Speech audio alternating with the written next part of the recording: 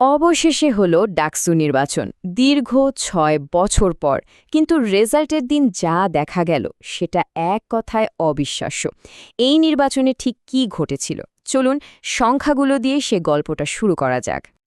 পুরো ডাকসু নির্বাচনের গল্পটা যদি একটা সংখ্যায় বলতে হয় তাহলে সেটা হলো ২৩।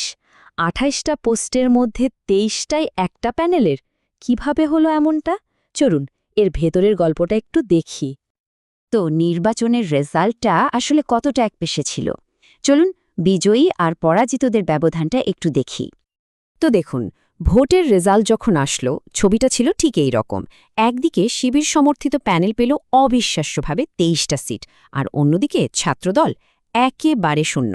বাকি মাত্র ৫টা সিট গেছে স্বতন্ত্র আর বামপন্থী প্রার্থীদের কাছে। মানে ব্যবধানটা বিশাল বললেও কম বলা হয়।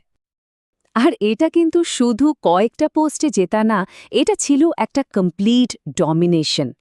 শিবির সমর্থিত প্যানেল দেখুন, ভিপি, জিএস, এজিএস, টপ ৩টে পোস্টই তাদের। শুধু তাই না, বেশিরভাগ সেক্রেটারি আর মেম্বার পোস্টও তাদেরই দখলে। আর ছাত্রদলের জন্য এটা ছিল একটা বিরাট ধাক্কা, কোনো পোস্টই তারা পায়নি। আচ্ছা, এই যে এমন একটা ল্যান্ডস্লাইড ভিক্টরি হলো, তো কারা আসছেন ছাত্র নেতৃত্বে? চলুন নতুন মুখগুলোর সাথে একটু পরিচিত হওয়া যাক। ডাকসুর সবচেয়ে পাওয়ারফুল ৩টা পোস্ট, মানে ভিপি, জিএস আর এজিএস, আর এই ৩ পদে জিতেছেন সাদিক কায়েম, এস ফরহাদ এবং মহিউদ্দিন খান। বলা যায় এরাই এখন ঢাবির ছাত্র রাজনীতির নতুন মুখ। এই জয়টা যে কত বড় ছিল সেটা ভোটের ব্যবধান দেখলেই বোঝা যায়। ভিপি সাদিক কায়েম জিতেছেন প্রায় ৮,৫০০ ভোটের বিরাট ব্যবধানে। জিএস, ফরহাদও বিশাল ভোট পেয়েছেন। এই সংখ্যাগুলোই কিন্তু বলে দিচ্ছে স্টুডেন্টদের সাপোর্টটা কোন দিকে ছিল। কিন্তু গল্পটা শুধু টপ পোস্টগুলোর না, পুরো ইউনিয়ন জুড়েই ছিল এই প্যানেলের একচেটিয়া দাপট। মানে একেবারে ওপর থেকে নিচ পর্যন্ত প্রায় সবখানেই তারা জিতেছে। ব্যাপারটা আসলে ইন্টারেস্টিং। এই চার্টটা দেখলেই কিন্তু পুরো ব্যাপারটা পরিষ্কার হয়ে যায়। মোট ২৮টা পোস্টের মধ্যে ২৩টাই, মানে প্রায় 82%ই একটা প্যানেলের হাতে। বাকি সবাই মিলে পেয়েছে মাত্র ৫টা। একদম ক্লিয়ার একটা ছবি। মানে এই রেজাল্টটা দেখলে বোঝা যায় যে এটা হুট করে হয়ে যাওয়া কিছু না। প্রথমে টপ ৩টে লিডারশিপ পোস্ট, তারপর সেক্রেটারি পোস্টগুলোর বেশিরভাগ, আর শেষে মেম্বার পোস্টও প্রায় সব তাদের। এটা ছিল একটা সাজানো গোছানো কমপ্লিট ভিক্টরি। তো নির্বাচনের এমন একটা রেজাল্টের পর তো নানা রকম কথা হবেই। একদিকে যেমন প্রশংসা ছিল, তেমনই ছিল জোরালো প্রতিবাদও। চলুন দেখি সেদিন ঠিক কি ঘটেছিল।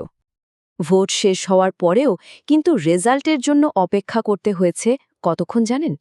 পুরো ১৬ ঘণ্টা। এই লম্বা সময়টা কিন্তু সবার মধ্যেই একটা টেনশন তৈরি করেছিল। অবশেষে ওই ১৬ ঘণ্টা অপেক্ষার পর যখন রেজাল্ট আসলো, চিফ রিটার্নিং অফিসার বললেন এই নির্বাচনটা নাকি একটা মডেল নির্বাচন হয়েছে, মানে অন্য বিশ্ববিদ্যালয়গুলো এটাকে ফলো করতে পারে। কিন্তু সবাই কিন্তু এই কথায় একমত হননি। একদিকে যেমন নির্বাচন কমিশনের প্রশংসা, ঠিক অন্যদিকেই ছাত্রদল আর কয়েকজন স্বতন্ত্র প্রার্থী সরাসরি এই রেজাল্ট প্রত্যাখ্যান করেছেন। সো নির্বাচনটা নিয়ে একটা মিশ্র প্রতিক্রিয়া কিন্তু তৈরি হয়েই গেছে। তবে সব তর্ক বিতর্কের বাইরে একটা জিনিস সত্যি, এই নির্বাচনের মাধ্যমে ঢাকা বিশ্ববিদ্যালয়ে একটা নতুন চ্যাপ্টার শুরু হলো। দীর্ঘ ৬ বছরের একটা অচলাবস্থা কাটিয়ে ছাত্র সংসদ আবার কাজ শুরু করতে যাচ্ছে। আসলে এই নির্বাচনটা এত ইম্পর্ট্যান্ট কারণ প্রায় ৬ বছর পর ছাত্রছাত্রীরা তাদের নিজেদের প্রতিনিধি বেছে নেওয়ার সুযোগটা পেল। এটা শুধু একটা ভোট ছিল না, ক্যাম্পাসে আবার স্টুডেন্টদের কথা বলার একটা প্ল্যাটফর্ম ফিরে আসার স্টেপ। তো দিন শেষে সবচেয়ে বড় কথাটা কি? কথাটা হলো এই নতুন নেতৃত্বের ওপর এখন স্টুডেন্টদের অনেক অনেক আশা ভরসা। হলের সমস্যা থেকে শুরু করে পড়ালেখার মান, কত যে ইস্যু, সবকিছু সমাধানের জন্য সবাই এখন এদের দিকেই তাকিয়ে থাকবে। তাহলে শেষ প্রশ্নটা এটাই, ৬ বছরের অপেক্ষা আর এমন একটা একপেশে ফলাফলের পর এই নতুন ছাত্র নেতৃত্ব কি পারবে স্টুডেন্টদের বিশাল প্রত্যাশা পূরণ করতে? ক্যাম্পাসের রাজনীতিতে কি তারা নতুন কোনো ধারা আনতে পারবে? এর উত্তরটা হয়তো সময়ই আমাদের বলে দেবে।